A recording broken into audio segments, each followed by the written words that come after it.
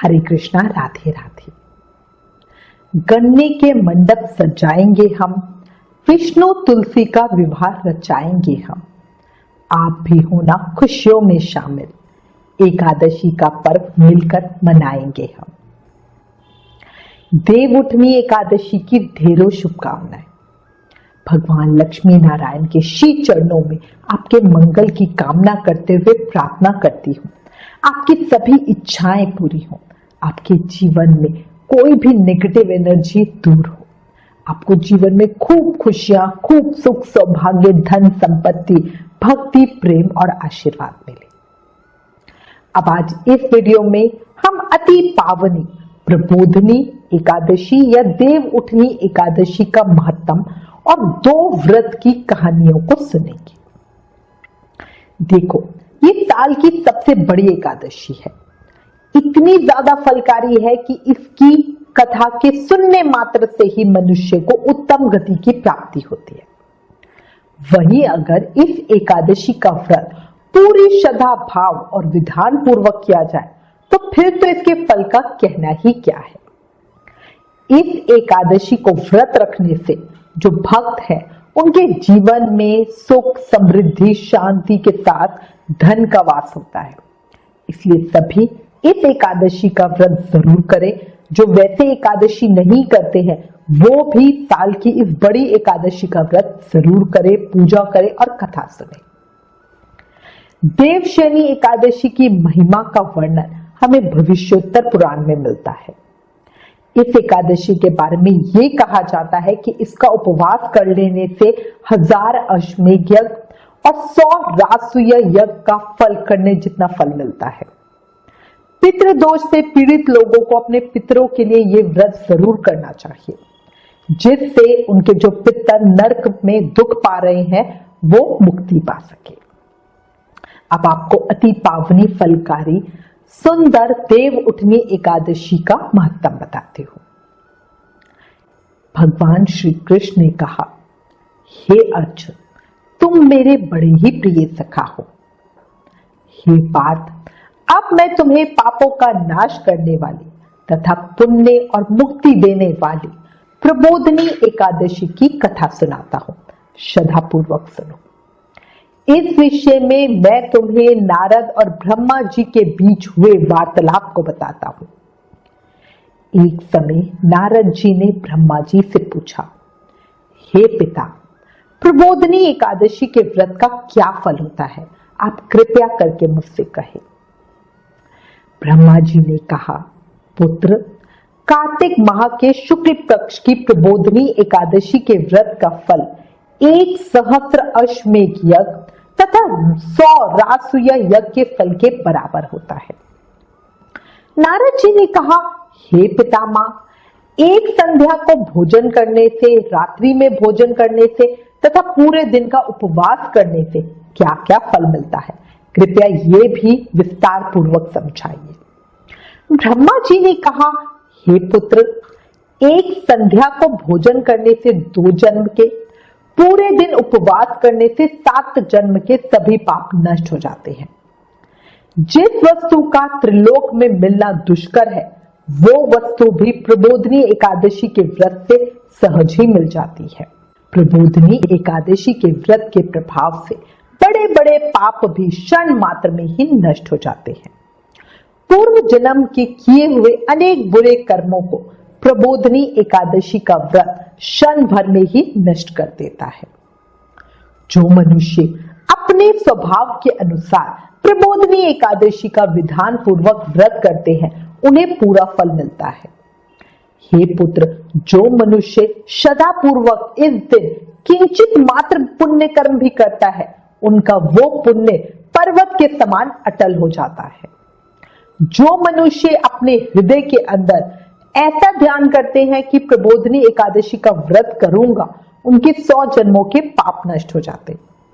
जो मनुष्य प्रबोधनी एकादशी को रात्रि जागरण करते हैं उनकी बीती हुई तथा आने वाली 10 पीढ़ियां विष्णुलोक में वास करती हैं और नरक में अनेक कष्टों को भोगते हुए उनके पितृ विष्णुलोक में जाकर सुख भोगते हैं। हे नारद, ब्रह्म हत्या आदि विकट पाप भी प्रबोधनी एकादशी के दिन रात्रि को जागरण करने से नष्ट हो जाते हैं। प्रबोधनी एकादशी को रात्रि को जागरण करने का फल अश्वमेध आदि यज्ञों के फल के से भी ज्यादा होता है।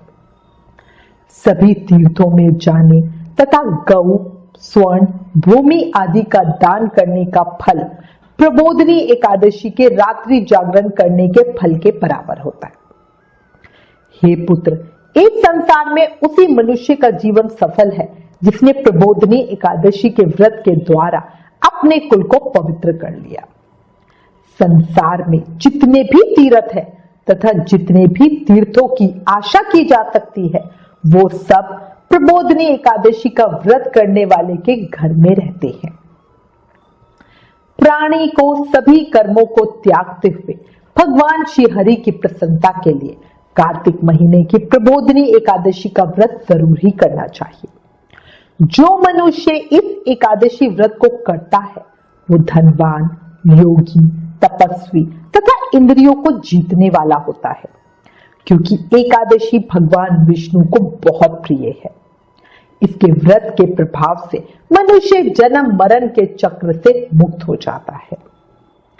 इस एकादशी व्रत के प्रभाव से कायिक, वाचिक और मानसिक तीनों प्रकार के पापों का शमन हो जाता है।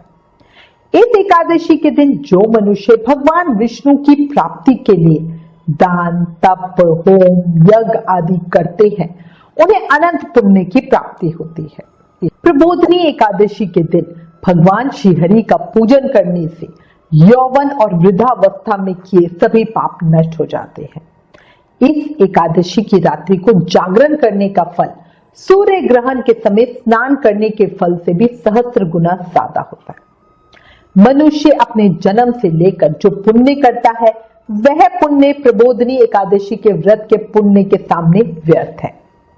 जो मनुष्य प्रबोधनी एकादशी का व्रत नहीं करता उसके सभी पुण्य व्यर्थ हो जाते हैं। इसलिए हे पुत्र, तुम्हें भी विधान पूर्वक भगवान विष्णु का पूजन करना चाहिए। जो मनुष्य कार्तिक महीने में धन परायण होकर अन्य व्यक्तियों का अन्न नहीं खाते उन्हें चंद्रायन व्रत के फल की प्राप्ति होती है। कार्तिक महीने में प्रभु दान आदि से उतने प्रसन्न नहीं होते जितने कि शास्त्रों की कथा सुनने से प्रसन्न होते हैं। कार्तिक महीने में जो मनुष्य प्रभु की कथा को थोड़ा बहुत पढ़ते या सुनते हैं उन्हें 100 गायों के दान के फल की प्राप्ति होती है। ब्रह्मा जी की बात सुनकर नारद जी बोले, हे पिता, अब आप एकादशी के व्रत का विधान कहिए और कैसा व्रत करने से किस पुण्य की प्राप्ति होती है, कृपया ये भी समझाइए। नारद जी की बात सुनकर ब्रह्मा जी बोले, हे पुत्र, इस एकादशी के दिन मनुष्य को ब्रह्म मुहूर्त में उठ जाना चाहिए। स्नान आदि से निवृत्त होकर व्रत का संकल्प करना चाहिए। उस समय भगवान विष्णु से प्रार्थना करनी चाहिए कि प्रभु, आज मैं निराहार रहूंगी और दूसरे दिन भोजन करूंगी, इसलिए आप मेरी रक्षा करना, मेरे व्रत को पूरा कराना। इस प्रकार प्रार्थना करके भगवान का पूजन करें और व्रत को शुरू करें। उस रात्रि को भगवान के सामने गायन, नृत्य, बाजे तथा कथा कीर्तन करते हुए रात्रि बितानी चाहिए। प्रबोधनी एकादशी के दिन कृपाणता को त्याग कर बहुत से पुष्प, अगर, धूप आदि से भगवान की आराधना करनी चाहिए। शंख के जल से भगवान को अर्घ्य देना चाहिए। इसका फल तीर्थ दान आदि से करोड़ गुना अधिक होता है। जो मनुष्य अगस्त्य पुष्प से भगवान का पूजन करते हैं उनके सामने इंद्र भी हाथ जोड़ते हैं। कार्तिक महीने में जो बिल्व पत्र से भगवान का पूजन करते हैं उन्हें अंत में मुक्ति मिलती है। कार्तिक महीने में जो मनुष्य तुलसी जी से भगवान का पूजन करते हैं उनके 10,000 जन्मों के सभी पाप नष्ट हो जाते हैं। जो मनुष्य इस महीने में श्री तुलसी जी के दर्शन करते हैं या स्पर्श करते हैं या ध्यान करते हैं या कीर्तन करते हैं या रोपण करते हैं या तुलसी जी की सेवा करते हैं वो 1000 कोटि युग तक भगवान विष्णु के लोक में वास करते। जो मनुष्य तुलसी का पौधा लगाते हैं उनके कुल में जो पैदा होते हैं वे प्रलय के अंत तक विष्णु लोक में ही रहते हैं। जो मनुष्य भगवान का कदम पुष्प से पूजन करते हैं वो यमराज के कष्टों को नहीं पाते, उनकी सभी कामनाएं पूरी होती हैं। भगवान विष्णु कदम पुष्प को देखकर बहुत प्रसन्न होते हैं। यदि उनका कदम पुष्प से पूजन किया जाए तो उससे उत्तम और कोई बात है ही नहीं। जो गुलाब के पुष्प से भगवान का पूजन करते हैं उन्हें निश्चित ही मुक्ति मिलती है। जो मनुष्य बकुल और अशोक के पुष्पों से भगवान का पूजन करते हैं वे अनंत काल तक शोक से रहित रहते हैं।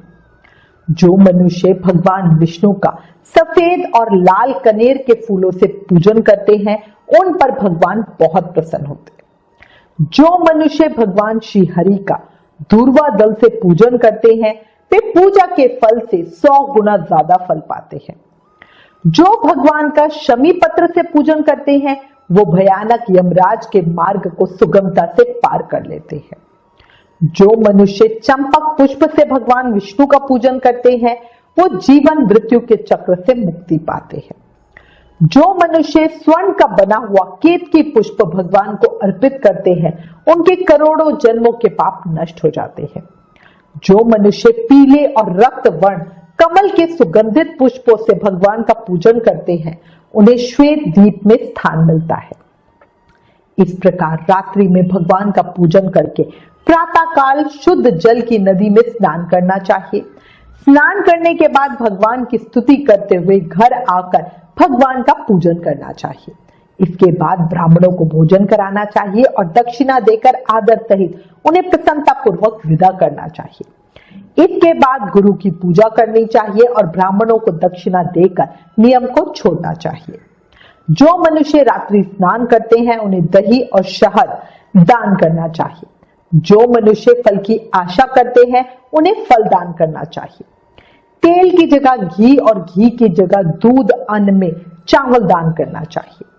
जो मनुष्य इस व्रत में भूमि पर शयन करते हैं उन्हें सब वस्तुओं सहित शय्या दान करनी चाहिए।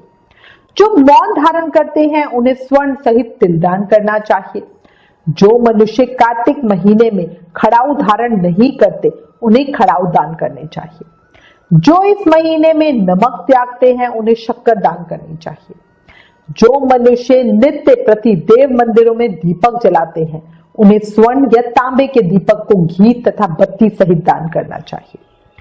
जो मनुष्य चातुर्य मास व्रत में किसी वस्तु को त्याग देते हैं उन्हें उस दिन उस वस्तु को पुनः ग्रहण करना चाहिए।